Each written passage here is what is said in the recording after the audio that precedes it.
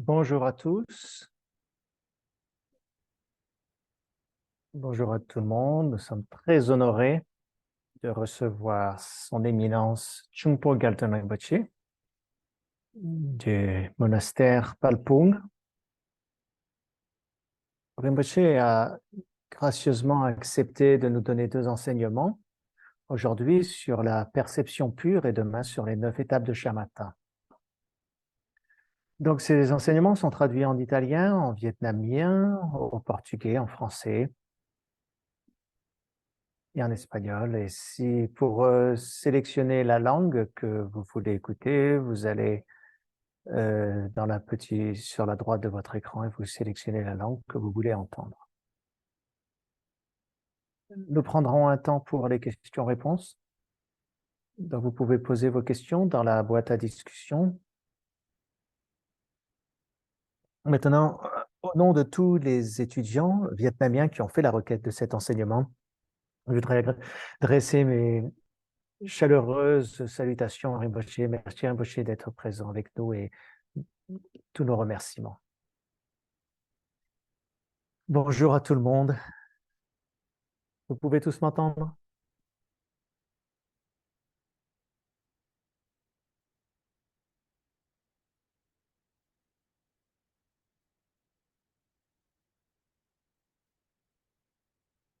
Comme Titi l'a mentionné, c'est surtout Titi et le groupe vietnamien qui m'a fait cette requête de donner un enseignement sur deux sujets.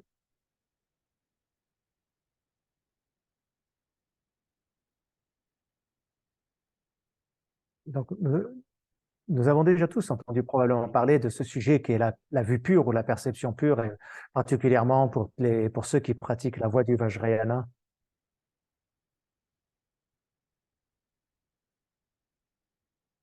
C'est aussi en même temps un sujet un peu compliqué et un peu sensible de nos jours. Ça ne devrait pas l'être, mais ça l'est devenu. Et euh, c'est devenu un sujet très sensible et très compliqué, malheureusement. Donc, lorsque vous m'avez demandé de parler de ce sujet dans, de nos jours, ça vous fait réfléchir à deux fois avant d'en parler. Mais je pense que c'est important aussi d'en parler parce que c'est un point important à comprendre. Et le sens de cette pratique de la perception pure est très important. Et c'est une pratique très profonde.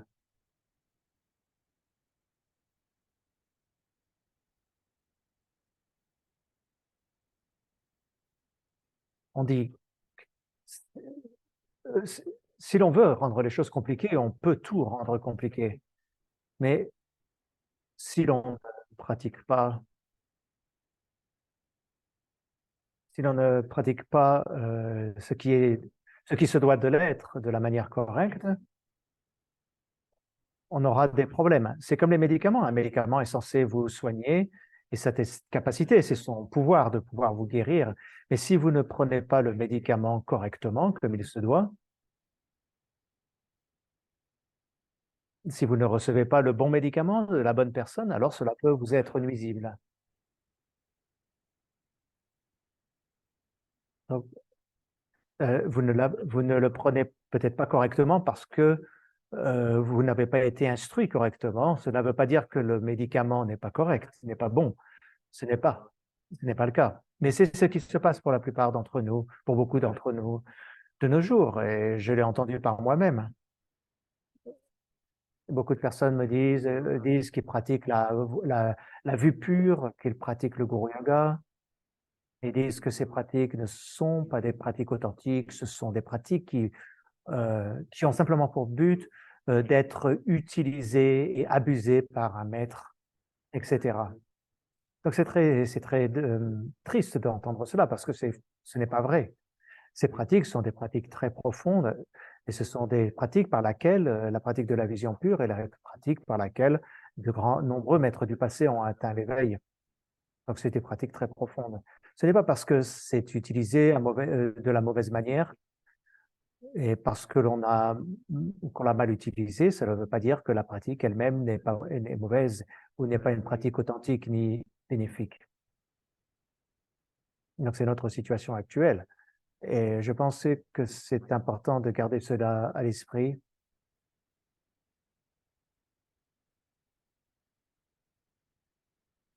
Parce que tous les grands maîtres ont pratiqué ces pratiques profondes et par cette pratique ont atteint de hauts niveaux de réalisation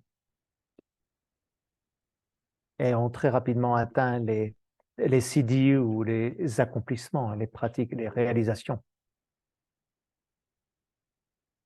Voilà la raison pour laquelle euh,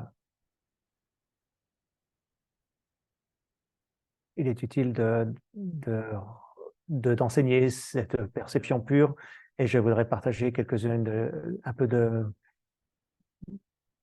ma vue de ce sujet-là et je veux le faire aussi de manière assez informelle, une interaction informelle et à la fin, vous pourrez poser des questions et nous essaierons de discuter entre nous et pour essayer de mieux comprendre ce qu'il en est et de quelle manière cette pratique peut nous en être utile.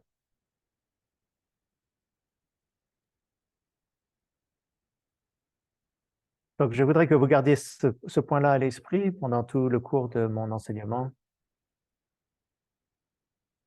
Donc, je veux aussi avoir votre retour à ce sujet. Nous en avons tous plus ou moins une connaissance, mais il y a beaucoup de zones grises sur ce sujet. Donc, je vais faire de mon mieux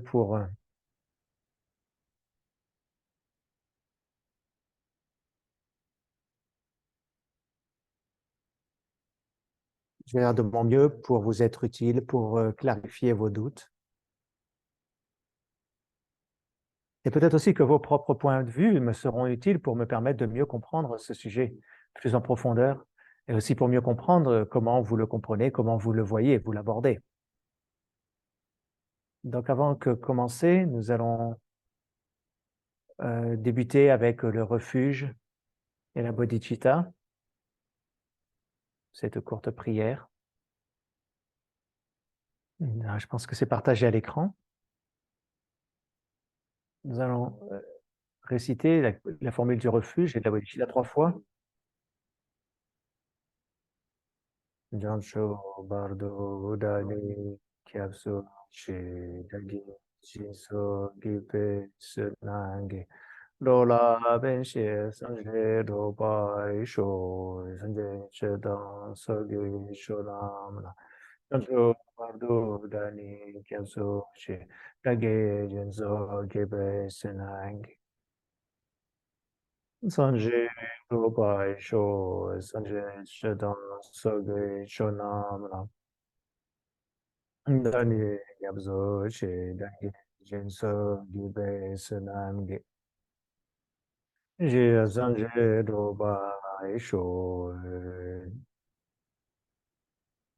Les quatre pensées sans limite. Tamche Dewa Dang Dewe Judang Dempa Gyoshe Dongal Dongal Ki Judang Berwa Gyoshe Dongal Mepe Dewa Dampa Dam Binderwa Gyoshe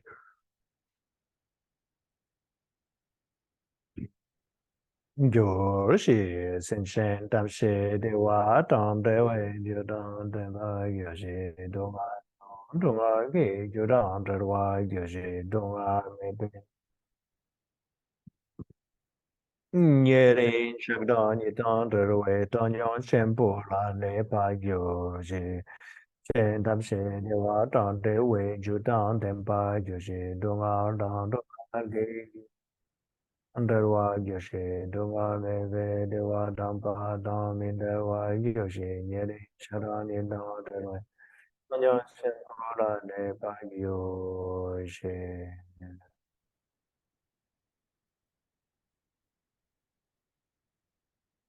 Ensuite, là, Ye bajo joche me do ra re ra je de ge ba de san je shin do mo ge nam da shin la she ba jo requête de tourner la roue du Dharma. Sen che nam ge samba dans l'eau Jeta Jeta wa Checho Demon Degbai Chege Kolo Kordo Sir. Okay. So now, when that the beginning part is done, Donc, c'était l'introduction.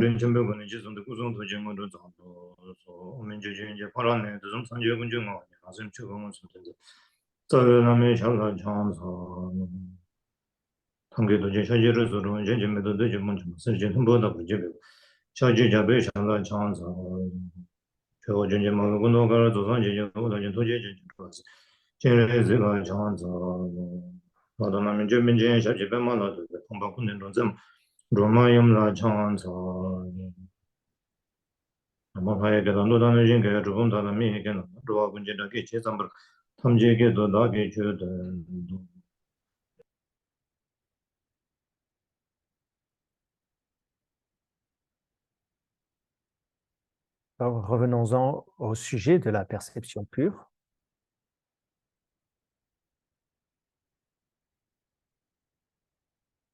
Je voudrais maintenant toucher deux niveaux de la perception pure. L'un est un niveau plus pratique, au niveau de la pratique, et l'autre est plus un niveau plus traditionnel ou un niveau plus traditionnel de la pratique de la perception. Je dirais peut-être pas traditionnel, mais plus pratique plus formelle de la vue pure. Donc le sens de cette vue pure,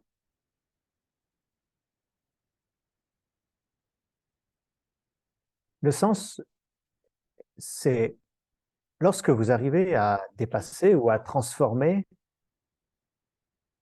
tout tout ce qui est discursif, conceptuel, limité, impur, tous ces éléments qui créent le samsara et qui sont le résultat de nos propres karmas et kleshas, émotions perturbatrices,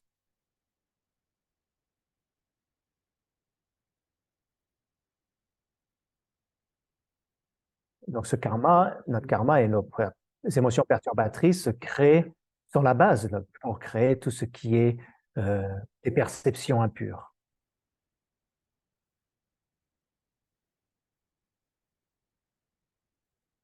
Et voir notre corps comme étant la pureté du corps, dans son aspect le plus pur, notre environnement comme étant le mandala ou le déploiement de la pureté naturelle, c'est ça la pure perception.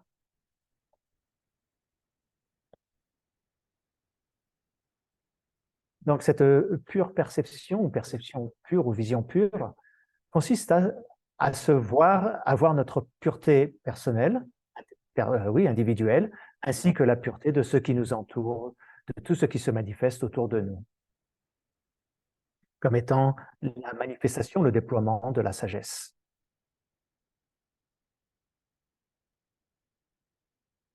Maintenant, de manière beaucoup plus pratique et simple, qui nous est abordable pour nous, la pratique de la perception pure s'explique ainsi. Si l'on est capable de transformer, de voir et de faire l'expérience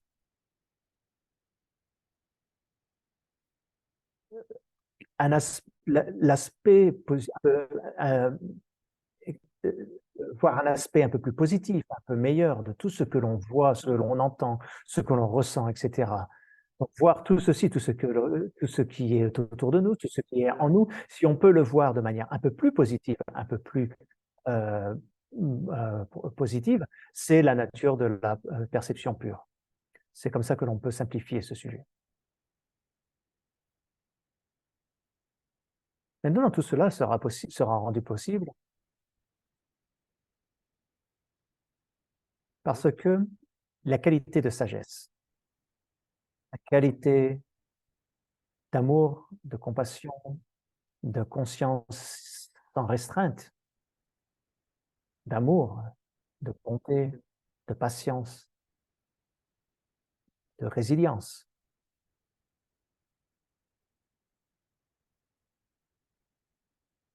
toutes les caractéristiques de la luminosité de l'esprit, etc. Toutes ces qualités sont en nous, en chacun d'entre nous. C'est notre nature innée, c'est notre nature de base, fondamentale. On appelle aussi cela la nature de Bouddha. C'est notre nature. C'est la vérité ultime, la réalité ultime. Et parce qu'il y a cette nature fondamentale déjà présente, alors la vue pure est une pratique authentique, une pratique véritable, une pratique authentique. La perception pure n'est pas, ne revient pas à voir quelque chose ou à imaginer quelque chose, créer quelque chose ou fantasmer quelque chose. Ce n'est pas quelque chose que sur lequel on s'illusionne ou que l'on se détourne de la réalité. Ce n'est pas le cas. Ce n'est pas ce genre de pratique dont on parle. La pratique de la pure perception, c'est en fait la pratique de voir la réalité telle qu'elle est. C'est la pratique qui consiste à ressentir la réalité telle qu'elle est, ou alors à être avec la réalité telle qu'elle est. C'est la pratique qui consiste à faire l'expérience de la réalité telle qu'elle est. C'est ça la pratique de la perception pure. En fait,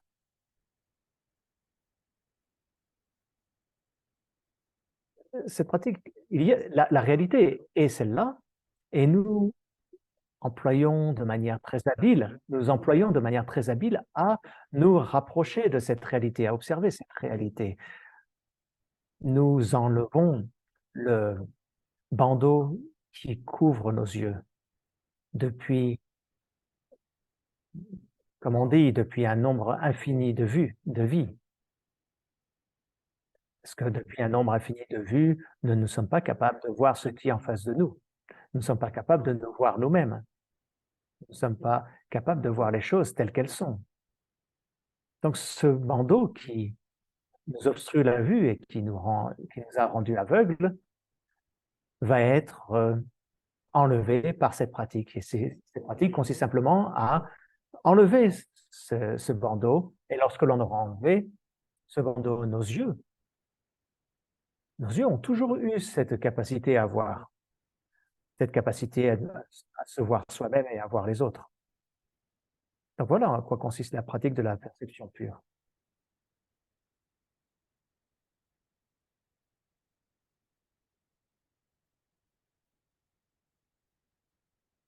C'est une méthode, une pratique qui permet la purification, la transformation. Quand on parle de purification, il doit y avoir quelque chose d'abord pur pour qu'on puisse le purifier. Ce n'est pas quelque chose qui n'aurait jamais été présent ou quelque chose de nouveau que l'on apporte. Quand je parle de purification, cela me donne, pour moi, ça me donne une compréhension plus profonde. Comme je vous l'ai dit, nous avons déjà cette pureté en nous, dans chacun d'entre nous. Mais à cause de l'ignorance, temporairement, nous ne sommes pas capables de reconnaître cette nature, nous ne sommes pas capables de la ressentir ni de la réaliser. Par conséquent, la purification consiste à se purifier graduellement en utilisant des méthodes profondes de sorte à atteindre cet état qui est déjà pur, qui est en nous, et qui n'est que temporairement obscurci par la saleté de l'ignorance.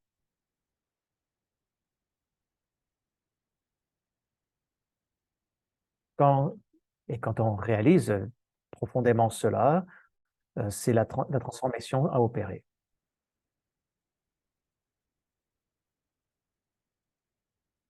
Maintenant, j'espère que par ces quelques mots, je vous ai apporté un peu plus de clarté sur ce qu'est la perception pure. Comment cela fonctionne, pourquoi cela fonctionne, quelle est la base sur laquelle elle fonctionne. Donc, la base pour la pratique de la perception pure, c'est cette pratique s'appuie sur notre essence, notre nature pure. Mais notre nature pure est la nature pure de ce qui nous entoure.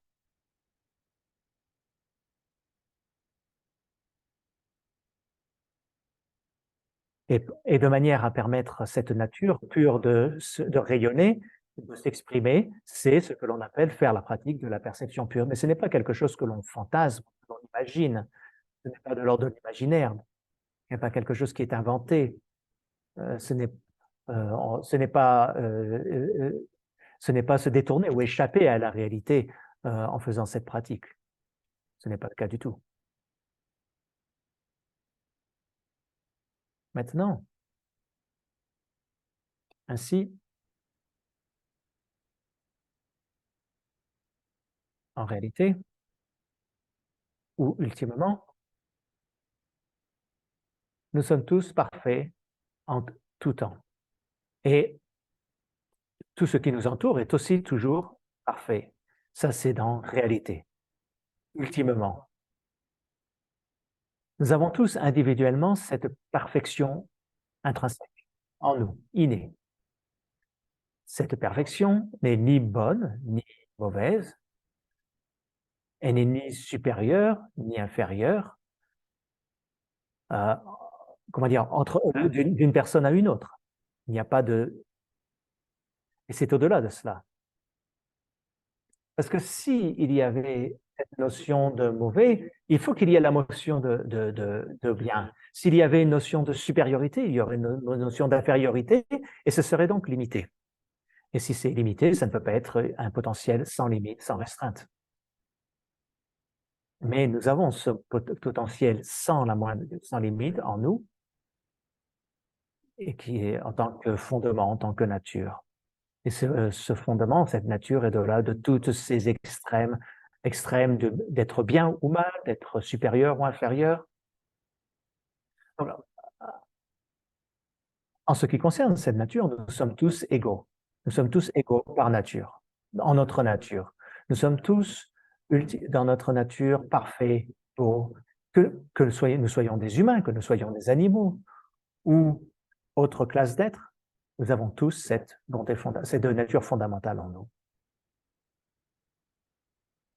qui est aussi au-delà de toute expression relative, appartenant au monde relatif.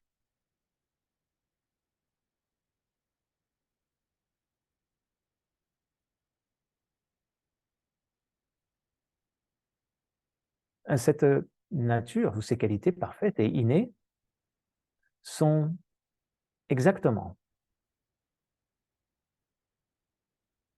les mêmes, ou c'est exactement la même nature que tous les Bouddhas parfaits du Bouddha du passé, que celle de tous les Bouddhas du parfait présent, Bouddha du présent et tous les Bouddhas du futur. Nous sommes tous des Bouddhas du futur.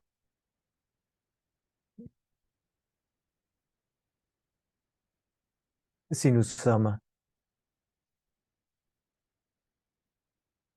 capables de pratiquer cette perception pure, des méthodes aussi profondes que celle-là, alors nous serons très certainement, nous très certainement pourrons réaliser notre but et nous deviendrons des Bouddhas rapidement. Sinon, cela peut nous prendre beaucoup plus de temps ou alors vraiment très beaucoup de temps. Mais quoi qu'il en soit, tôt ou tard, nous serons tous des Bouddhas. Nous sommes tous des Bouddhas à venir. Pourquoi? Parce que nous avons tous cette qualité innée et cette nature innée, et qui est la nature de Bouddha.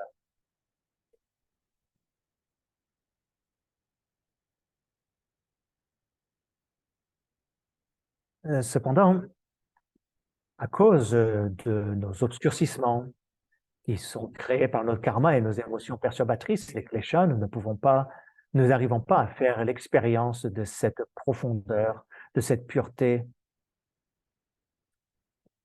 de la profondeur de notre être profond et de tout ce qui nous entoure. Je vous l'ai dit, je vous ai donné cet exemple avec les yeux. Les yeux ont toujours ce potentiel de pouvoir voir, mais lorsque vous recouvrez avec un bandeau, ils ne peuvent pas voir. Ce n'est pas parce que l'œil ne peut pas voir lorsqu'il est couvert avec un bandeau que son potentiel ou sa capacité à voir n'est pas là. Il a toujours été là. Cette capacité est toujours présente. Il en va de même. Notre nature est depuis toujours Bouddha. Nous sommes parfaits dans notre nature, mais elle est temporairement obscurcie par notre ignorance, par nos karmas et kleshas, etc. Maintenant, les méthodes qui nous permettent de pratiquer la perception pure, il y a des méthodes formelles, comme je vous l'ai dit, mais je vous ai aussi parlé de ces méthodes plus pratiques et des méthodes plus formelles. De manière à développer la véritable perception pure authentique, nous devons nous familiariser avec les différentes méthodes des différentes méthodes qui permettent de pratiquer cette perception pure. Ces pratiques consistent, par exemple, dans la voie du Vajrayana,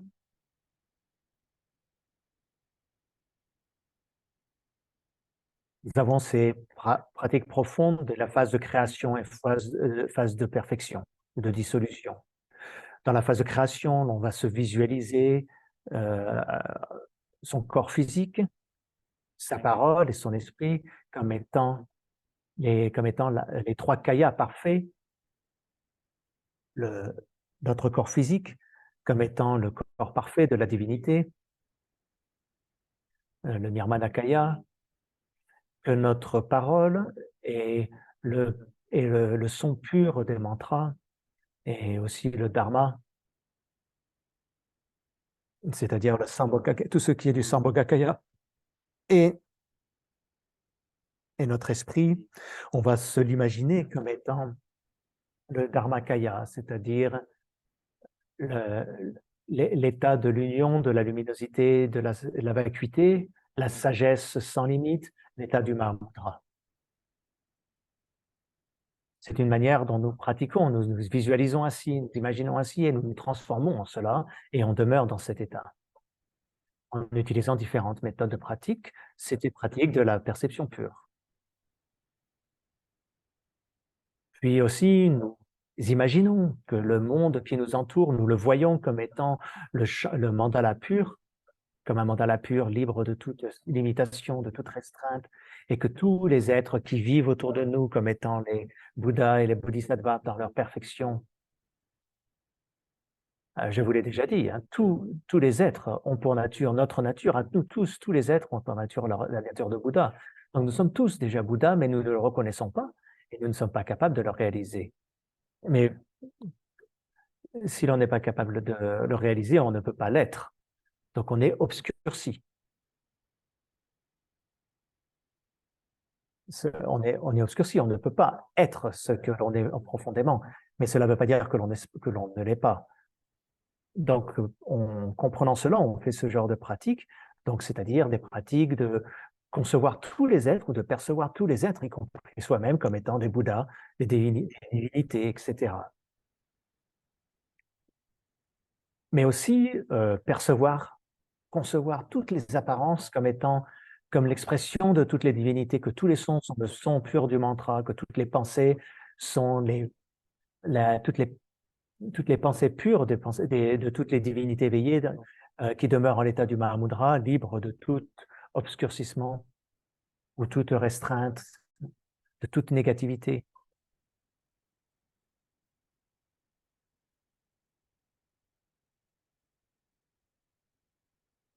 Et comme je vous l'ai dit, on a ceci parce que fondamentalement, tout le monde est parfait. Et nous l'avons tous, nous avons tous cet état de Mahamudra en nous. Et c'est ce que le mot Mahamudra signifie. Maha, ça veut dire grand, et Mudra veut dire le sceau. Donc ici, ce sceau, c'est le sceau de la perfection. Et donc, tout ce qui est en nous, à l'extérieur, autour de nous, est depuis toujours parfait, et parfait depuis toujours. Et ça, c'est le sceau. Donc tout est scellé par le sceau de cette perfection et c'est inséparable de nous. Donc qu'on l'ait réalisé ou pas, nous avons cette perfection en nous. Et quand on réalise cela, c'est ce que c'est ce qui a toujours été et c'est ce que l'on appelle le Mahamudra. Lorsque l'on réalise cela, c'est la réalisation du Mahamudra. Donc ce sont les techniques que l'on appelle la phase de création. Les phases de création, ce sont des techniques particulières dans la méthode du Vajrayana. Ensuite, lorsque vous vous maintenez posé dans cet état de conscience pure, dénué de toute ignorance, dénué de toute perception dualiste, en tibétain on dit Rigpe Nanadilpa, c'est-à-dire demeurer en l'état de la conscience pure. Rester dans la conscience pure, une conscience pure qui est libre de toute confusion, c'est l'état de Mahamudra. Et reconnaître, et quand on reconnaît la nature de notre esprit, à ce moment-là, tout se manifeste comme étant l'expression, le déploiement, la manifestation du Dharmakaya.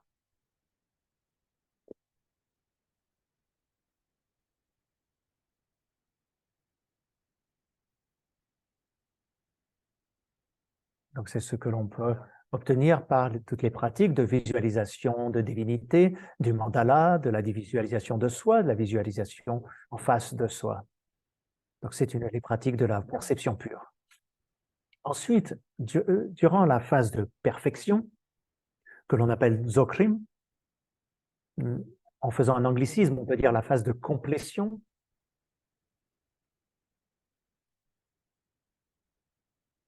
À ce moment-là, toutes les expériences physiques sont le mandala de la grande sagesse primordiale.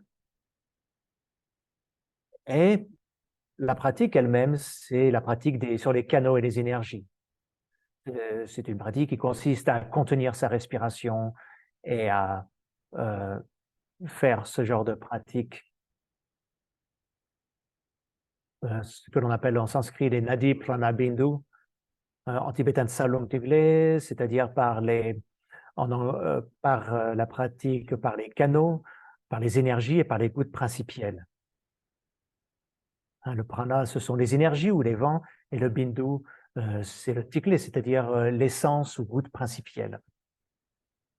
Donc c'est par ces pratiques et par cette technique de méditation, par ces pratiques que nous allons rassembler dans le canal central toutes les énergies et nous allons transformer et faire l'expérience et réaliser l'état de Mahamudra. C'est ce que l'on fait dans les pratiques des Si-yoga de Naropa, Si-yoga de Niguma, tous font partie des pratiques de la phase de complétion. Dans toutes ces pratiques, on pour objet de nous faire expérimenter, de faire l'expérience de la grande félicité. Et en faisant cette pratique de l'expérience de la grande félicité, nous graduellement amenons à la réalisation de la sagesse primordiale, la réalisation ultime du Mahamudra. Donc, il y a aussi ce genre de pratique de perception pure. Il y a aussi d'autres pratiques qui existent, qui sont comme les pratiques du Guru Yoga, encore un sujet, encore une pratique que de nos jours on considère comme étant pratiquée, qui est le yoga du lama, le Guru Yoga, mais qui est une pratique extrêmement profonde et qui est une pratique très sacrée, hautement sacrée. La pratique du Guru Yoga, dans cette pratique, on développe la réalisation de son propre potentiel illimité et parfait en réalisant, par la réalisation et grâce aux bénédictions des qualités éveillées et parfaites du maître. De nos jours, on pense que lorsque l'on fait la pratique du Guru Yoga, le gourou a besoin de notre dévotion, que c'est le gourou qui a besoin de notre foi. Et nous lui faisons une faveur en pratiquant son Guru Yoga. Et donc, basé sur cette compréhension, nous attendons à recevoir ces bénédictions ou alors nous attendons à obtenir quelque chose en retour, une sorte de, comment dire, un petit geste de sa part, une petite attitude de sa part, une sorte de, ce genre de choses. Donc, ça devient plutôt une sorte de business, hein. Vous êtes en train de faire un business avec votre gourou. Je vous ai donné quelque chose, vous devez me rendre autre chose en retour. Donc, si on fait la pratique ainsi, effectivement, c'est très limité, ça n'a rien de profond. Voilà la raison pour laquelle j'ai dit que la pratique du Guru Yoga, en réalité, a pour but de développer la réalisation de notre potentiel parfait et illimité. Mais on obtient cette réalisation en reconnaissant la perfection de notre gourou. Ça, c'est le point clé ici. À travers la pratique du Guru Yoga, on va réaliser sa propre perfection, son propre potentiel illimité. C'est vraiment une méthode extrêmement habile. Quand on est capable de pratiquer le Guru Yoga de la manière correcte, avec la vue correcte, avec la bonne intention, avec la compréhension correcte, à ce moment-là, le Guru Yoga est une pratique très profonde. Et cela ne peut pas mal tourner. On ne peut pas être abusé en pratiquant ainsi.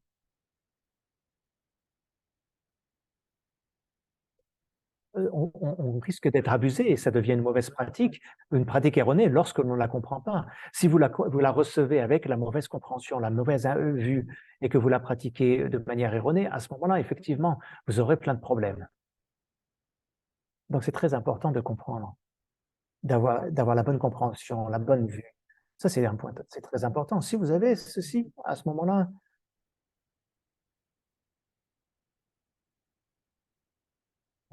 comment dire, je pourrais dire,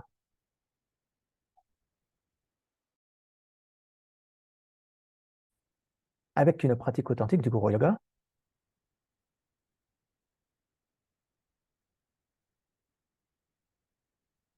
il n'y a pas de problème. Mais si vous n'avez pas si ce n'est pas un maître authentique qui utilise le Guru Yoga comme méthode pour obtenir quelque chose, alors là, vous risquez d'être trompé.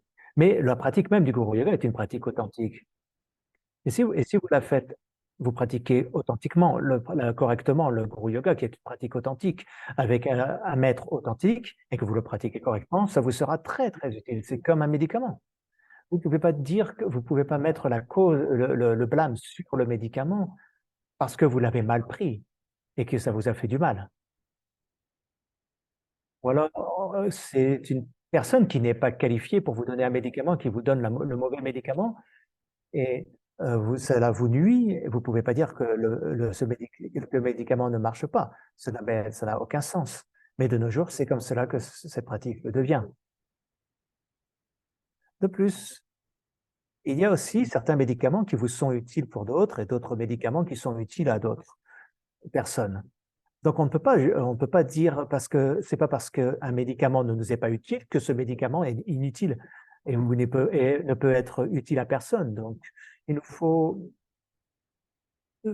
quand on dit quelque chose, il faut le dire avec l'esprit clair, pas simplement euh, juste on ne peut pas dénier les bienfaits de quelque chose juste parce que l'on a, au travers de notre propre expérience émotionnelle. Dans ces cas-là, et c'est comme ça que beaucoup de nos jours, il y a de grande incompréhension de ces pratiques profondes. Comme il est dit dans de nombreux enseignements, avant de recevoir des enseignements ou avant de se donner à un maître, enfin de prendre un maître comme une personne comme un maître, il nous faut l'observer, l'analyser. Nous sommes humains, nous sommes intelligents, donc nous devons utiliser notre intelligence. Nous pouvons prendre notre temps pour observer, examiner. Nous ne devons pas suivre quelqu'un aveuglément. Comme ça, quand on suit quelqu'un, quand on se remet à quelqu'un, quand on suit quelqu'un, on doit le faire avec intelligence, on doit être vigilant, être conscient. Il ne faut pas être sous l'émotion et suivre sans reconnaître la réalité.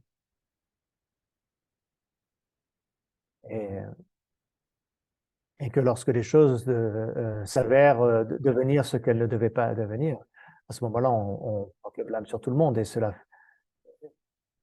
et dire que c'est mauvais à tout le monde, cela nuira à tout le monde parce qu'il y a beaucoup de personnes pour qui le dharma authentique, l'enseignement authentique est très bénéfique. Donc notre attitude ou notre mauvaise expérience ou jugement peut ainsi être nuisible au groupe.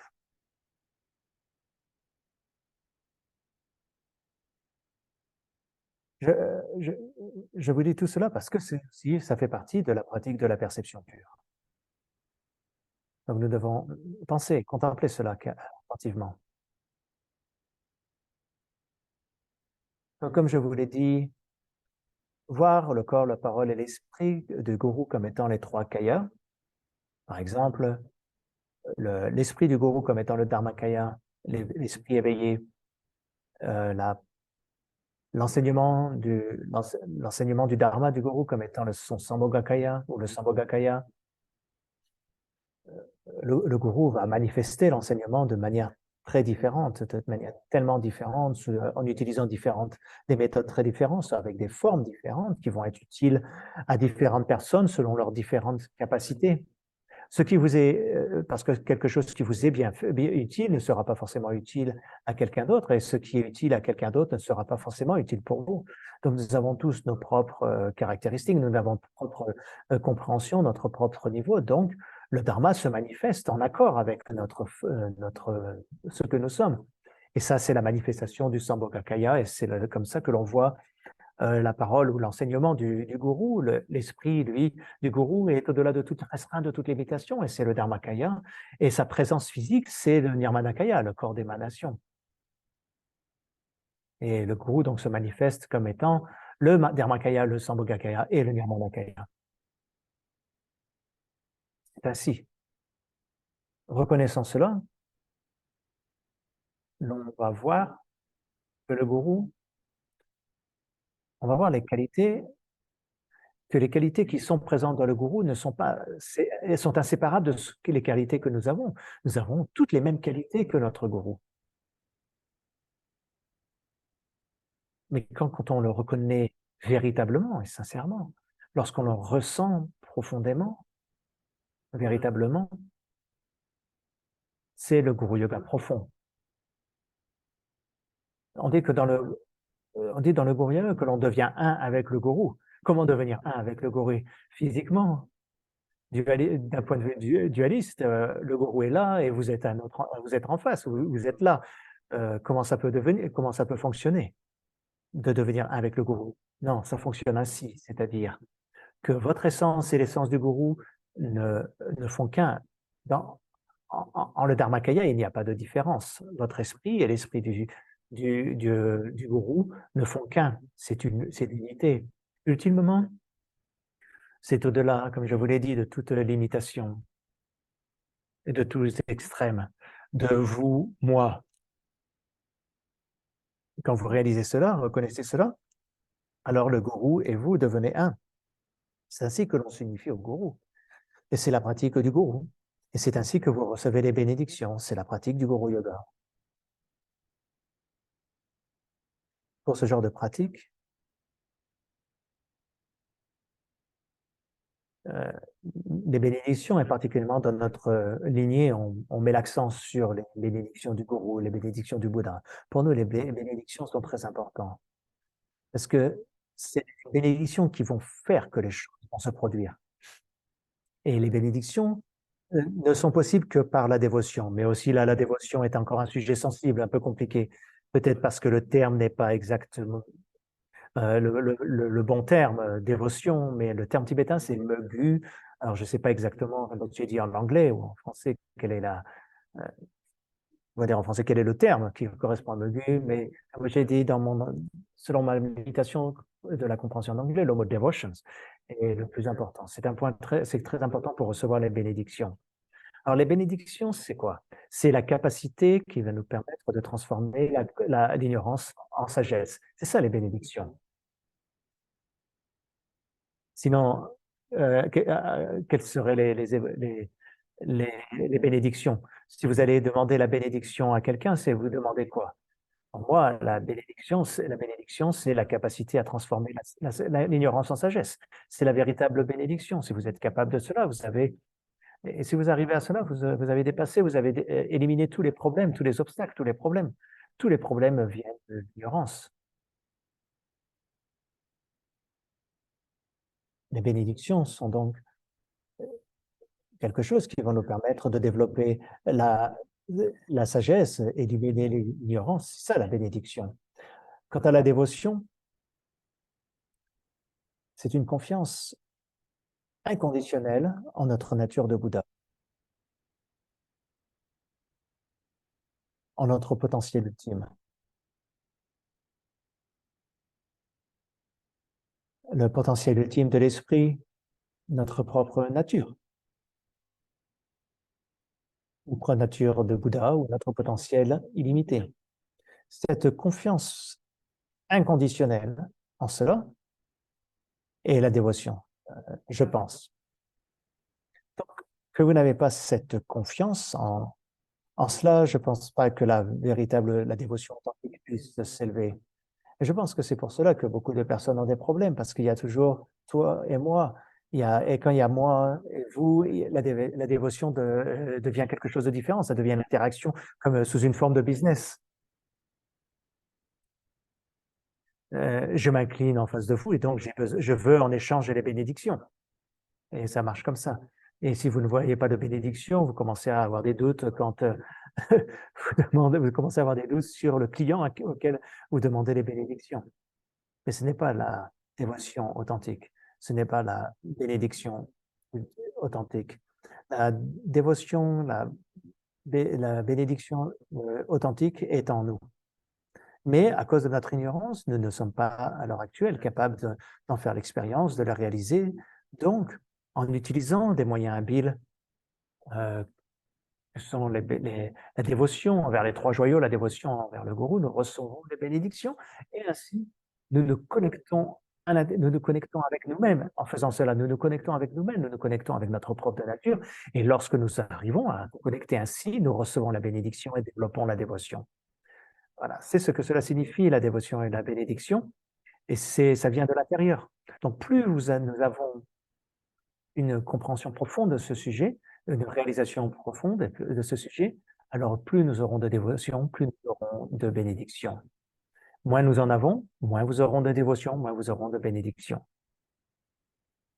Et il y aura ainsi donc différents niveaux de dévotion, différents niveaux de bénédiction, mais ça dépend de ces points-là. Et c'est ma compréhension de ce qu'est la dévotion et ce que sont les bénédictions.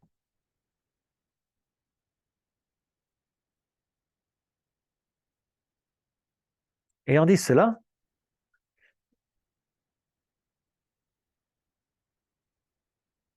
j'entends aussi les gens dire, oh, pour développer la bénédiction du Bouddha, du Dharma, du Sangha, vous avez besoin de compréhension, de connaissances intellectuelles. Sinon, sans bonne compréhension, votre dévotion est très instable et elle peut disparaître à n'importe quel moment.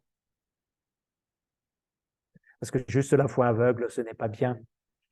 C'est nuisible, ce n'est pas bien. Et je pense ici encore, le mot foi aveugle, je ne suis pas, je suis pas vraiment d'accord avec le mot foi parce que le mot foi me semble un peu bizarre ici. Et donc, en n'employant pas le mot foi, mais plutôt, je pense, comme je vous ai dit, nous avons besoin, bien sûr, de connaissances, compréhension. Ce sont vraiment des points importants, mais nous ne devons pas tomber dans un extrême, dans une approche extrême de cela.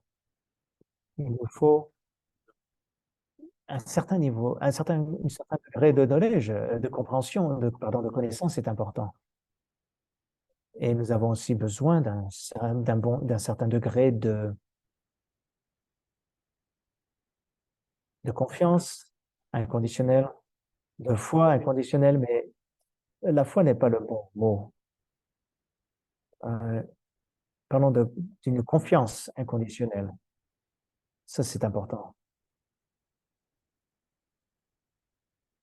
Et c'est nécessaire parce que notre nature de Bouddha, est au-delà euh, de la limitation qui est de savoir ou de ne pas savoir.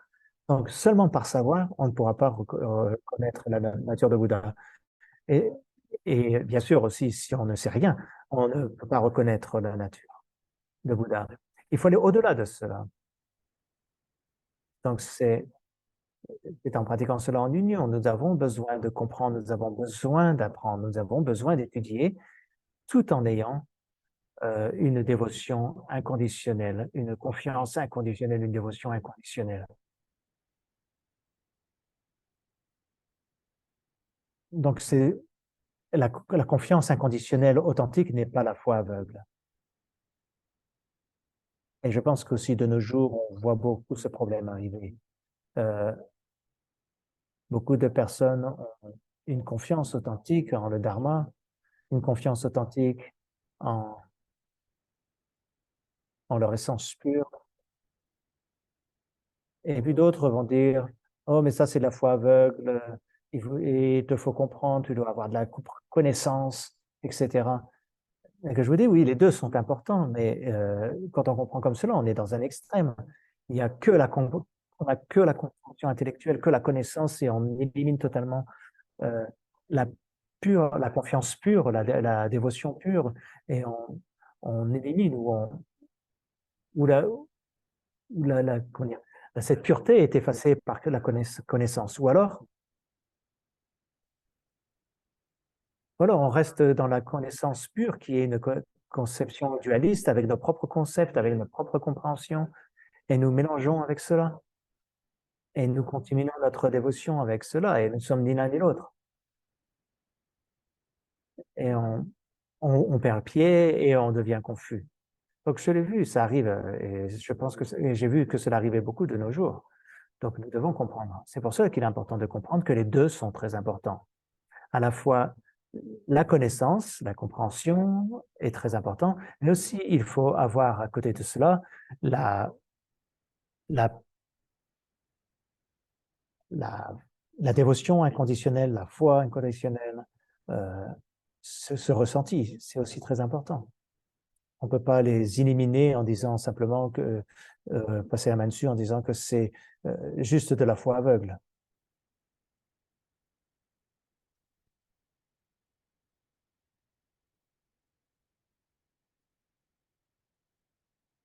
Non, si vous comprenez cela, la pratique du Guru Yoga est une pratique très profonde.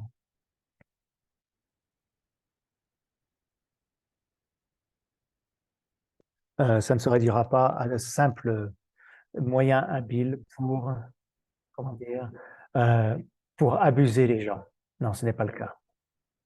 Comme on l'a vu, tout est connecté avec ce que l'on est à l'intérieur de nous. Donc, si on comprend ainsi, cette pratique sera une pratique très profonde. Maintenant, de manière beaucoup plus simple et beaucoup plus pratique, de pratiquer la vue pure, la perception pure dans notre vie de tous les jours. Donc, nous faisons tous ces pratiques formelles. Je sais que beaucoup d'entre vous font des pratiques de yidam, de divinité, et que vous êtes associés à ce genre de pratiques.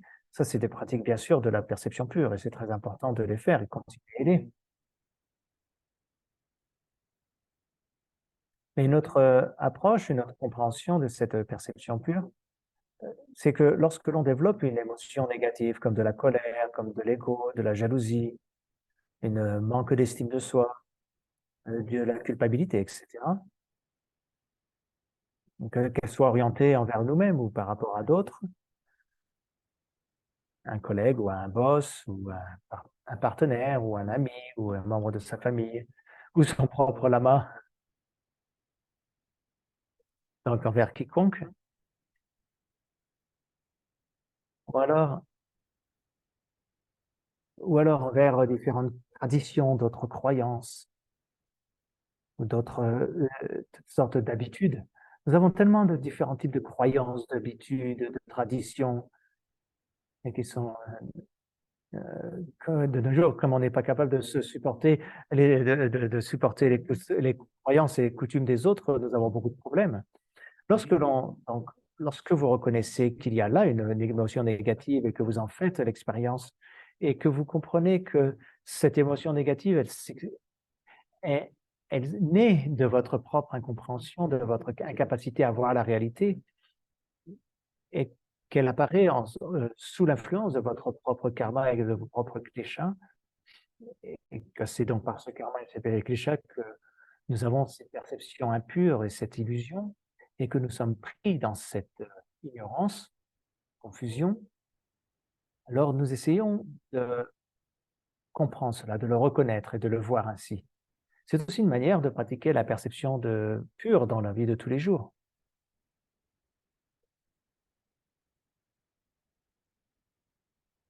En réalité, toutes les perceptions impures sont des créations de notre esprit. Et cet esprit qui est obscurci par l'ignorance. À travers l'ignorance, nous nous méprenons sur la réalité. Donc nous nous méprenons sur ce que les choses sont en réalité et nous exagérons les choses et dans les amenant dans à toute autre dimension, à un autre niveau. Et nous faisons l'expérience de beaucoup de souffrances. Et cette souffrance, elle est créée par nous-mêmes. Et nous amenons de la souffrance aux autres aussi, aux gens qui nous entourent. Je pense que c'est quelque chose qui est très utile et très concret d'adapter ces méthodes, de voir les choses avec la vue pure dans notre vie de tous les jours. De voir dans notre vie de tous les jours toutes les choses à travers cette perception pure. Par exemple, lorsque nous avons une querelle, nous avons une incompréhension avec un ami, au lieu de... Normalement, qu'est-ce que nous faisons? Nous essayons, nous argumentons, nous essayons de maintenir notre position et nous exagérons la situation. Et nous ne voyons que notre point de vue, nous ne voyons plus rien d'autre que notre propre point de vue. Et nous sommes énervés, et si nous ne sommes pas capables de prouver que l'on a raison, on s'énerve. Et quand on est capable de prouver notre point, on est orgueilleux, c'est de l'ego. Et plus on a de gros égos, plus on est facilement perturbé et énervé. Donc, vous savez, l'ego, voilà, vous savez, l'ego, c'est comme une cible. Plus l'ego est grand, plus la cible est grande et plus c'est facile de nous toucher. Parce que vous pouvez vous faire tirer dessus plus facilement parce que votre cible, votre ego est beaucoup plus grand. Donc, plus vous avez un gros ego, plus vous serez énervé, plus vous serez perturbé. Donc, plus vous développez votre ego, plus vous créez, plus vous agrandissez votre cible pour être touché. Par contre, au lieu de faire cela, si on apprend à pratiquer la perception pure et que l'on s'entraîne à voir.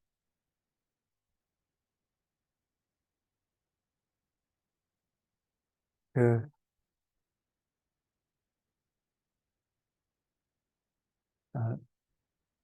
si nous nous entraînons à voir que nos propres perceptions, nos propres ressentis, ce que l'on voit, ce que l'on ressent, c'est ma perception, c'est ma colère, c'est le fruit de ma colère, mais ce n'est pas forcément la réalité de la situation, pas nécessairement la réalité de ce qui est.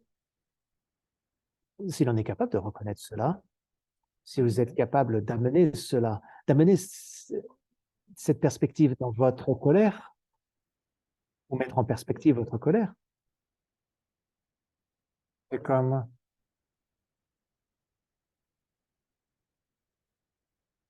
il y a un feu et vous versez de l'eau dans le feu s'éteint. Donc nous serons capables d'éteindre la rage qui est née en nous et qui crée tant de confusion. Tout simplement en reconnaissant, en sachant que tout n'est autre que notre propre perception, c'est la clé pour, pour, pour l'avènement de nombreuses qualités éveillées. Donc, prendre cet aspect, prendre les choses selon cette perspective dans notre vie de tous les jours est quelque chose de très important. Et la vue pure, la perception pure dans notre quotidien est très important. Maintenant,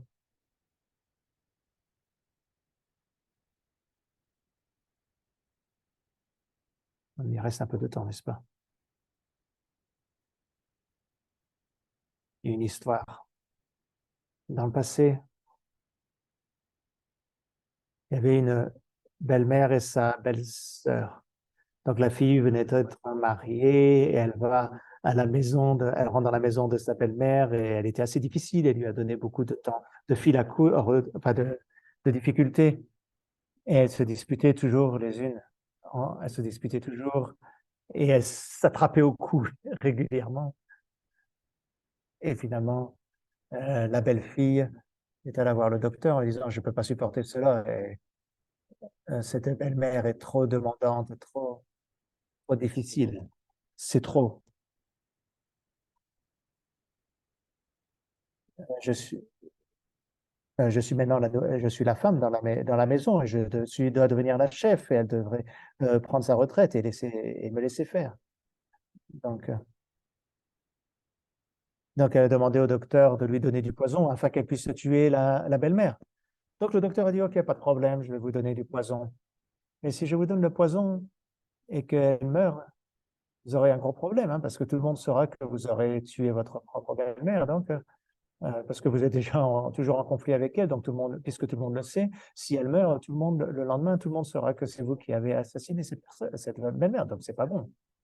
Donc au contraire, je vais vous donner un poison très, euh, très léger que vous lui mettrez dans le thé, mais qui la tuera à petit feu. Mais dans ce cas-là, vous devez faire en attendant, vous débrouiller pour être gentil avec elle, pour que personne ne se doute de rien. Donc, soyez le plus gentil possible avec elle. Donc, comme ça, lorsqu'elle mourra, personne ne sera suspicieux et vous accusera. Donc, elle était d'accord et tous les jours, elle versait un petit peu de poison dans son thé. Et puis, elle était très gentille avec elle, elle l'écoute. Et même à chaque fois qu'elle se faisait crier dessus, elle répondait de manière gentille, agréable, et polie, ne jamais la contrer. Et avec le temps, la belle-mère s'est mise à comprendre qu'en fait, cette belle-sœur, elle n'est pas si mal, mais c'est moi qui suis mauvaise avec elle, mais à chaque fois que je suis mauvaise avec elle, elle est toujours gentille avec moi. Donc le problème n'est pas elle, c'est moi le problème. Donc je dois moi-même progresser. Donc la belle-mère s'est mise aussi à développer de la bienveillance envers sa belle-sœur, sa belle-fille, pardon, et elle est devenue très gentille avec elle, et à la fin, elle lui a même donné la clé du coffre-fort, elle lui a tout donné en disant, oh maintenant je suis âgée, donc je ne peux plus rien en faire, donc je te donne tout. Et elles sont devenues les meilleures amies du monde. Alors la belle-sœur lui dit, oh, elle pleurait, elle lui dit, qu'est-ce que je dois faire maintenant? J'ai fait tellement une grosse erreur. En fait, c'était pas ma belle-mère qui était mauvaise, mais c'était moi qui n'étais pas gentille, qui était toujours un problème pour elle. Donc c'était sa réaction qui était comme ça, mais le problème c'était moi. Et quand j'ai changé, que j'étais gentil avec elle, je me suis rendu compte qu'elle n'est pas une mauvaise personne. Au contraire, c'est une très belle personne. Donc qu'est-ce que je dois faire puisqu'elle va bientôt mourir? Le docteur lui dit, en fait, pas de souci. Je ne t'ai jamais donné de poison. En fait, je t'ai juste donné juste des médicaments pour booster l'immunité, le système immunitaire.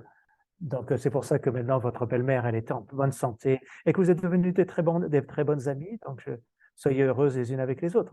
Vous voyez, tout ça, cela nous montre que tout n'est qu'une question de perception. Tout est notre perception. Si l'on voit les choses de manière négative, oui, ça deviendra un problème pour nous, ça deviendra un problème pour les autres. Mais la réalité n'est pas comme ça. La réalité est que, en réalité, tout est parfait tel qu'il est, tel que c'est. Donc, c'est la manière dont nous voyons les choses tout va dépendre. Si l'on voit les choses d'une manière négative, de manière impure, alors on en fera l'expérience de cette négativité. Et si on essaye de voir les choses d'une manière plus pure, plus parfaite, et que nous essayons d'apprécier, alors nous recevrons les bénédictions. Les bénédictions sont déjà présentes. Notre ignorance va se transformer en sagesse. C'est ça la bénédiction. Pour quelle autre bénédiction allez-vous rechercher? Donc, vous n'avez pas besoin d'autres types de bénédictions, vous n'avez pas besoin de chercher des bénédictions ailleurs, vous avez la capacité vous n'avez pas en fait besoin de chercher des bénédictions à l'extérieur ou quelque part d'autre. Vous devez trouver les bénédictions à l'intérieur de vous, les amener de l'intérieur de vous. Donc si l'on apprend, on s'entraîne à voir les choses de cette manière et que l'on amène la perception pure dans notre vie de quotidien, à ce moment-là, ce serait une très bonne chose parce que vous serez plus heureux, les autres seront plus heureux et vous serez capable d'amener de l'énergie positive, du bonheur, du bien-être aux autres. Mais même si vous voyez une situation extrêmement négative, ce n'est pas la réalité, c'est votre perception. Donc, il faut dépasser, il faut contrecarrer cette perception négative par votre propre perception pure et regarder les choses telles qu'elles sont et laisser-les se manifester telles qu'elles sont. Et là, en prenant les choses telles qu'elles sont et en faisant cette pratique, graduellement, petit à petit, nous réaliserons le Mahamudra. Pour la pratique de la perception pure, c'est ce que s'est passé pour Milarepa. Tout le monde connaît Milarepa. Un des disciples de Milarepa a demandé à Milarepa, au gourou, de qui êtes-vous l'émanation? Milarepa a répondu à son disciple, de qui je suis l'émanation, cela dépend de vous, complètement de vous. Si vous me voyez comme l'émanation d'un fantôme, je suis un fantôme. Si vous me voyez comme l'émanation d'un Bouddha, vous êtes un Bouddha. Cela dépend vraiment de vous, ça ne dépend pas de moi. C'est ainsi. C'est la perception pure. Si vous voyez l'autre comme des Bouddhas, vous les voyez comme étant beaux, ils le seront. Pourquoi? Parce qu'ils ont ces qualités intérieures. Si vous apprenez à vous voir vous-même comme à votre nature innée comme étant Bouddha et belle, vous serez cela. Vous n'avez pas besoin de fabriquer cette bonté ou cette beauté. Vous n'avez pas besoin d'avoir cette manque d'estime ou désestime de soi. Donc, par toutes ces pratiques, vous allez développer de la flexibilité, de la sagesse, vous allez développer de la confiance, vous allez développer de l'ouverture du cœur, vous développer de la patience, vous développer toutes ces forces intérieures. Mais tout cela se manifestera parce que ce fait partie de votre qualité innée, parce que c'est votre réalité de ce que vous êtes, et par ces pratiques, cela va s'exprimer, va irradier. Et à travers ces pratiques de la perception pure. C'est pour ça que cette pratique de la perception pure est très importante. Il y a bien sûr de nombreux exemples, beaucoup d'histoires. Mais... Donc, nous avons quelques questions et j'ai déjà reçu quelques questions, donc nous avons besoin de passer quelques temps sur les questions. Donc, on peut résumer.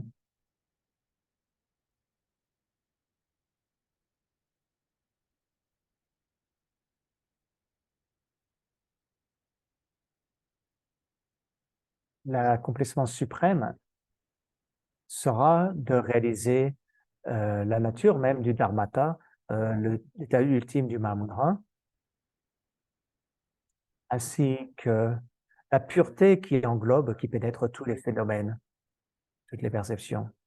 La pureté de tous les phénomènes se manifestera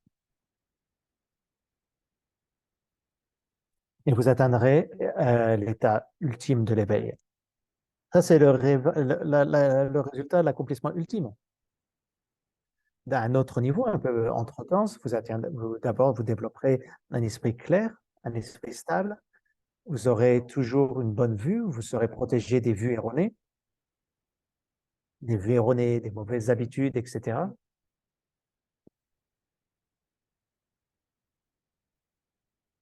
Et cela vous protégera de l'accumulation de mauvais karmas qui sont les causes de renaissance dans les reconnaissances, de renaissance dans le samsara et de l'expérience de toutes les souffrances du samsara.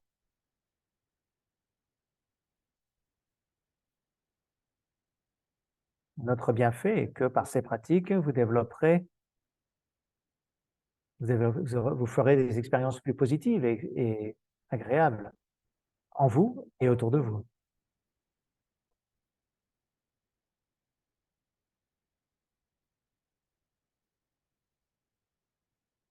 Et si vous avez cet état d'esprit plus agréable et que tout est plus agréable, vous serez en meilleure santé, vous êtes en meilleure santé physique, parce que votre esprit sera plus heureux, donc votre corps ira mieux. Si votre corps, parce que le corps et l'esprit sont interconnectés, donc si vous vous développez un bon état d'esprit, votre santé ressentira, et vous aurez plus d'amis parce que euh, vos amis vous apprécieront, vous serez une sorte de joyau dans la société.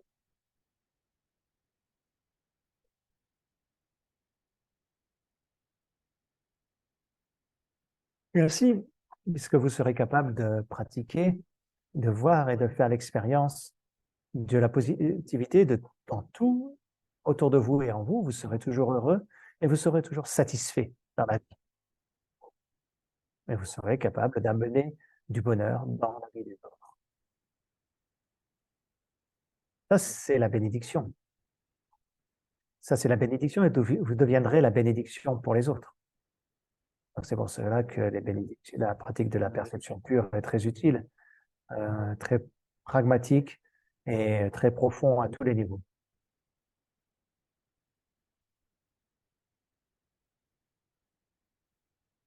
Et bien sûr, les inconvénients qu'il y a de ne pas pratiquer, de ne pas pratiquer cette perception pure, bah, c'est que l'on sera frustré, on verra les défauts chez les autres, etc.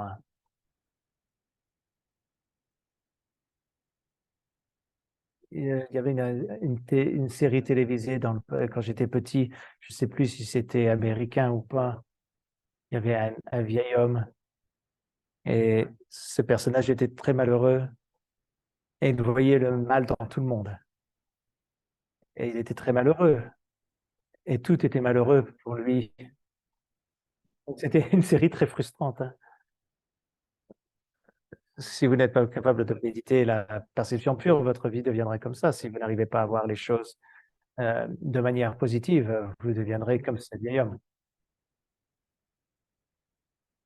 Donc nous devrions tous, en fait, pratiquer cette perception pure.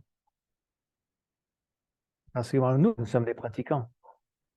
On dit que l'on est bouddhiste, hein. Donc le bouddhiste, ça veut dire celui qui vit à l'intérieur, le Nangpa en tibétain. Nangpa, ça veut dire en tibétain celui qui regarde vers l'intérieur. Donc les bouddhistes ne font pas porter le blâme aux gens à l'extérieur. On regarde à l'intérieur. Ne font pas porter le blâme pour les personnes à l'extérieur. On regarde à l'intérieur, on cherche les problèmes, la cause des problèmes à l'intérieur, mais les solutions aussi sont à l'intérieur de nous. C'est pour ça que l'on est ceux qui regardent vers l'intérieur. C'est ainsi que l'on l'applique dans la vie de tous les jours.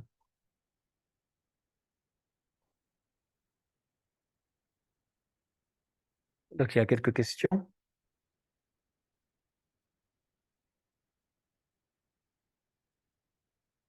La première question, comment pratiquer le Guru Yoga correctement? Je pense que j'y ai déjà un petit abordé le sujet. Donc, le principal point, c'est donc, donc le point principal, c'est la bénédiction et la dévotion inconditionnelle. Je vous ai donné une première explication de cela. Bien sûr, il y a beaucoup plus que cela, mais c'est la base. Donc, gardez cela à l'esprit et vous faites la pratique du Guru Yoga.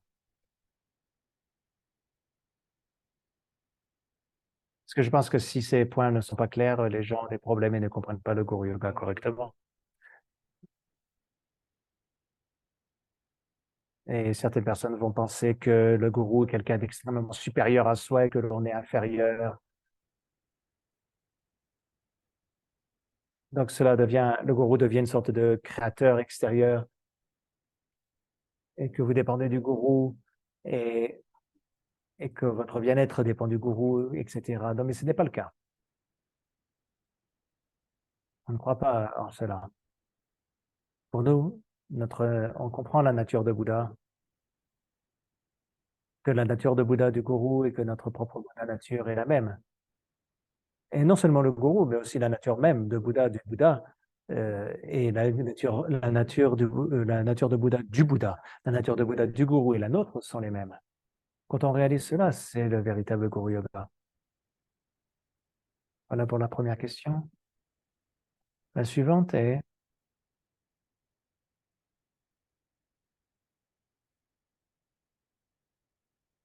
comment puis-je reconnaître ma divinité? C'est une question qui me vient souvent.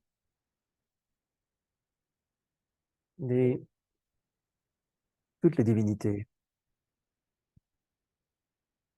Si l'on pratique une divinité, c'est comme pratiquer toutes les divinités. Pourquoi? Parce que toutes les divinités éveillées sont des êtres éveillés. Donc, un être éveillé, c'est au-delà d'être un ou séparé. Mais bien sûr, cet éveil se manifeste de différentes formes pour faire le bien des êtres. C'est pour accomplir l'activité des êtres éveillés, cette pureté se manifeste de différentes manières. Mais en essence, c'est toujours pareil. C'est la même chose. Donc, si vous ne savez pas quelle est votre divinité ou quelle est la bonne divinité pour vous, euh, parfois on a certaines attirances envers certaines divinités. On ressent, on se sent plus connecté avec une divinité. On, on a envie de faire telle pratique. On a envie de faire cette pratique. On prend du plaisir à pratiquer telle ou telle divinité et on prend cette pratique comme étant notre divinité. Et on la pratique. Et si l'on n'a pas cette inclination envers une divinité particulière, on peut prendre n'importe laquelle et juste la pratiquer. Et faites cette pratique sincèrement et en pratiquant ainsi, elle deviendra votre divinité. En tibétain, on parle de drup. Drup, ça veut dire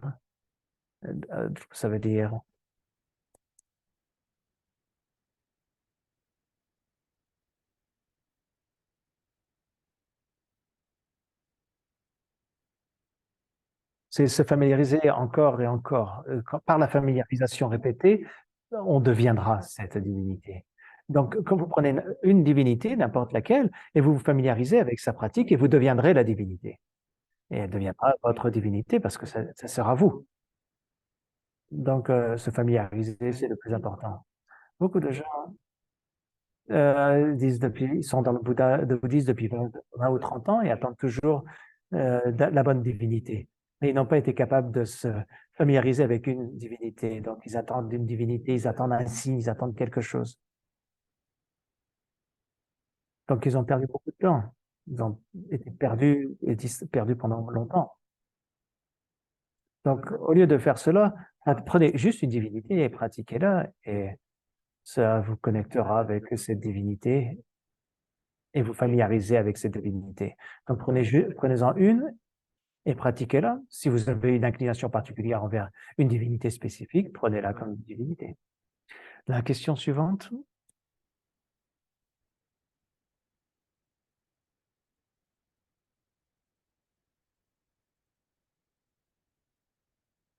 Comment pratiquer le dharma dans un monde entouré de comportements démoniaques et d'une grande ignorance générale? Comme on dit, un océan est formé de nombreuses gouttes d'eau. Il y a beaucoup de choses que l'on ne peut pas contrôler, mais nous ne devons pas abandonner. Nous devons être le meilleur des exemples. Nous devons être le meilleur des pratiquants, le meilleur pratiquant possible. Et en étant un très bon pratiquant, vous arriverez très sincèrement à faire une petite différence dans le monde. Parce qu'on le sait, tout est interconnecté, tout est interdépendant. Rien n'est possible de manière indépendante. Rien ne peut exister tout seul. Nous sommes tous interconnectés. Donc, si nous faisons nous faisons ce qui est correct et que nous sommes un bon exemple, alors cela va créer une petite différence. Ça va avoir une influence sur notre petit entourage qui aura sa propre influence sur un entourage plus grand. Donc, nous devons être le bon exemple. Et c'est la meilleure manière d'aborder les choses. Si on commence à avoir de la haine envers ceux qui par ignorance, euh, causent énormément de mal, on, on devient aussi, on fait aussi partie de ces problèmes, parce qu'on crée aussi des problèmes, parce qu'on développe la haine. Et on développera cette capacité à faire des actions destructives, mais nous n'aurons peut-être pas cette capacité à être très nuisibles parce que nous n'en avons pas les compétences, mais à la base, c'est la même chose, parce que de la colère, c'est de la colère. La haine, c'est de la haine. Juste que l'on n'aura pas la capacité de faire beaucoup de mal parce qu'on n'en a pas les compétences. Donc, il nous faut comprendre, nous devons voir cela et nous devons ne pas nous laisser influencer par cette haine ou cette colère. Et nous devons contrer cette colère, cette haine par la compassion, par la compréhension. Et si l'on fait cela, cela se généralisera. Parce que, comme je vous l'ai dit, l'état naturel de tout est parfait et beau. Mais à cause de l'ignorance, temporairement, toute cette confusion s'élève. Donc nous devons devenir la lumière qui peut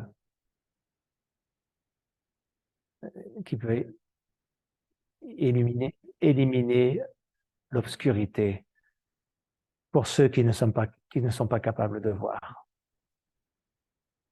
Donc, nous devons faire de notre mieux pour être le meilleur des exemples nous-mêmes et nous faisons tout ce que nous pouvons, tout ce qui est en notre pouvoir. Il n'y a rien qui soit trop petit. Tout a un sens. Tant qu'on est authentique, tout a du sens. Et ce sera profond.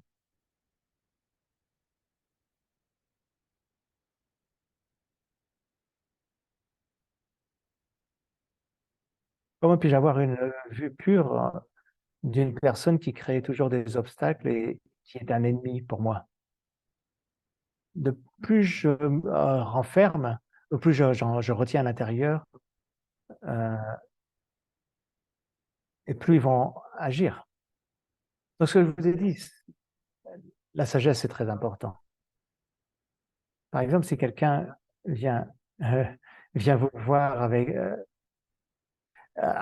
vous approche avec un revolver prêt à vous tuer et vous allez lui répondre: «Oh, moi, je pratique la compassion, donc s'il te plaît, tire-moi dessus, je suis très heureux de me prendre une balle».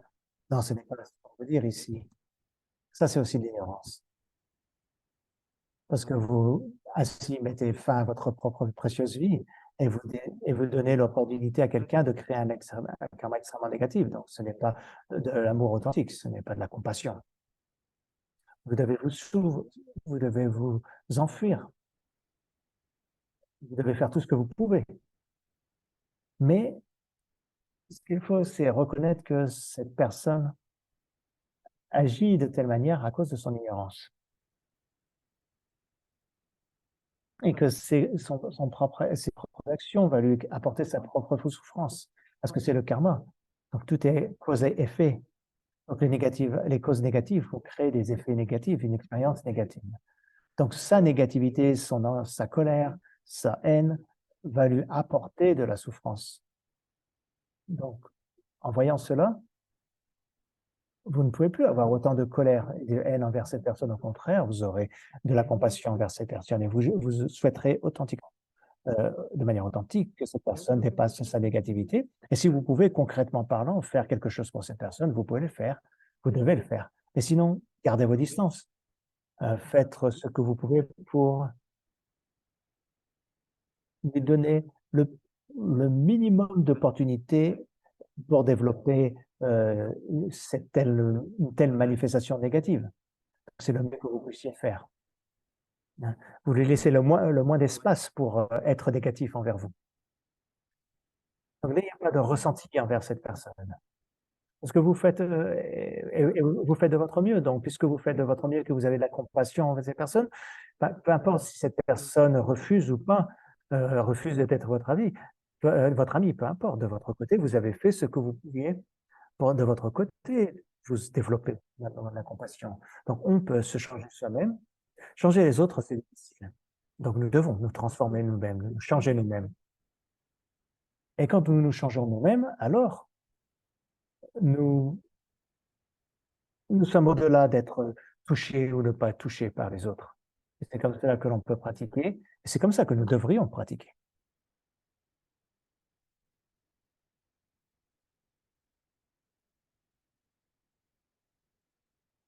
Alors, quel conseil pouvez-vous nous donner pour faire le bien des personnes qui sont au milieu de guerre? Quelle pratique? Ici, c'est la même chose. Évidemment, c'est difficile. Si vous avez la capacité de faire changer les choses, alors vous devez le faire. Mais des gens comme nous, qui ne pouvons pas, concrètement parlant, changer les scénarios de ce qui se passe, nous devons faire dans ce que nous pouvons faire, en fonction de nos capacités.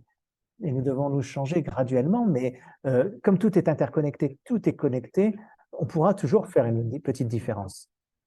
Et on peut aussi prier pour eux. Dédier le mérite. Pour eux. Le mérite, c'est très important.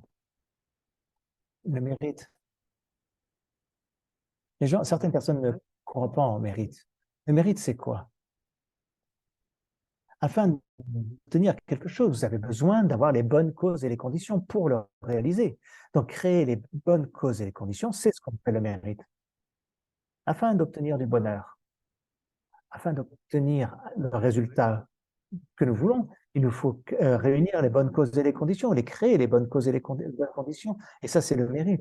Donc, quand on, par notre pratique, on développe la perception pure, la compassion, alors c'est ce que l'on fait, on crée du mérite. Donc, ce mérite que l'on fait, que l'on accumule, on le dédie à toutes ces personnes qui souffrent énormément et qui créent des souffrances. Ils ont besoin de mérite. Nous ne devons pas les regarder de haut, parce qu'à cause de leur ignorance, ils créent de la souffrance à un tellement grand nombre d'êtres. Tous, donc, et mais tout ne se transforme pas en rien, en air.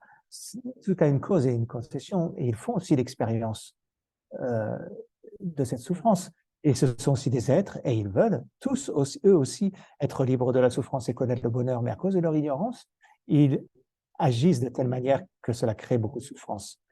Donc nous pouvons dédier notre mérite de sorte que la sagesse puisse s'élever en eux et qu'ils puissent voir, discerner le juste du faux.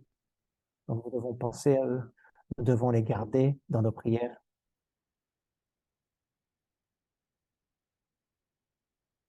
et ainsi dédier notre mérite pour ceux qui souffrent, pour ceux qui créent de la souffrance, etc.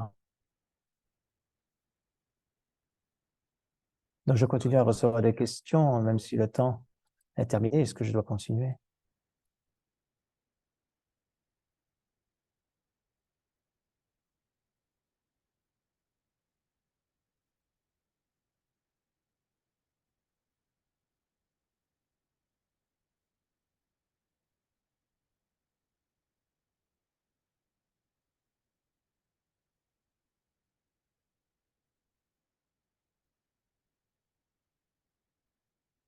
Donc,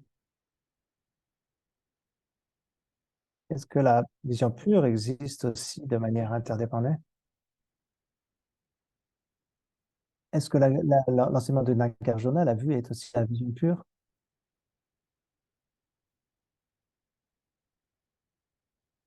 Oui, bien sûr, parce que cet enseignement parle de la nature de vacuité. Et la vacuité, ce n'est pas le néant. Quand on parle de vacuité, on parle du potentiel illimité, l'état pur de toute chose. Et ça, c'est la pure perception et c'est la pureté. C'est la perfection de tout. Et bien sûr, c'est connecté. Il y a aussi une histoire. Il y a une histoire dans laquelle le Bouddha et Moggallana souffraient aussi à cause de leur karma passé. Leur karma est toujours là, donc.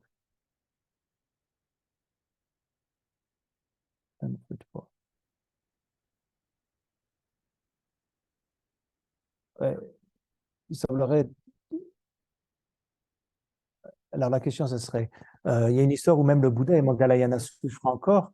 Donc, comment pratiquer Vajrasattva peut purifier le karma? Donc, quand vous êtes pleinement éveillé, vous êtes libre du karma, donc vous ne pouvez pas souffrir du karma. Donc peut-être que je ne comprends pas cette question correctement. Mais le Bouddha a dit, donc vous êtes dans le monde relatif, euh, le karma est relatif, donc vous vivrez le karma, vous vivrez la souffrance. Donc quand vous êtes dans le monde relatif, vous ne pouvez pas échapper au karma. Par contre, lorsque vous dépassez cela, lorsque vous êtes au-delà de la relativité, du relatif, alors le karma n'existe plus, parce que le karma est relatif. Donc le Bouddha ne peut pas faire l'expérience du karma.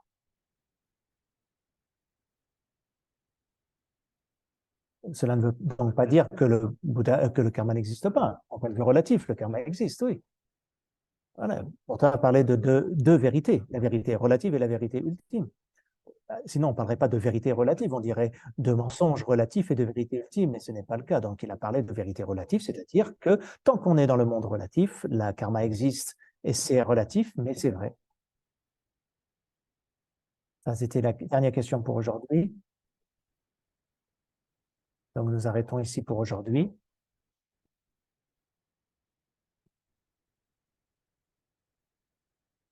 Je pense que nous allons faire la dédicace.